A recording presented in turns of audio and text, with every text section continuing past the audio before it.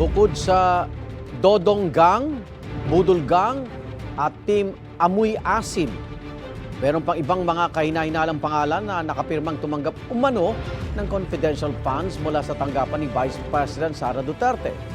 Ayon kay House Deputy Majority Leader Paulo Ortega V, meron ding Team Grocery. Kabilang po sa mga pangalan sa listahan sina Beverly Claire Pampano, Miko Harina, Patty Ting, Ralph Jos Bacon at Sala Kasim. Walang inilabas na dokumento si Ortega. Hit niya lumabas sa mga pangalang yan sa mga isinmiting resibo ng OBP sa Commission on Audit. Una na sinabi ni VP Duterte na nasa The Netherlands pa rin ngayon, hindi niya kailangan sagutin ang mga puna sa kanya, kabilang ang issue sa confidential funds. Dati na rin niya sinabing walang mali sa paggamit ng mga naturang pondo ng mga opisinang hawak niya.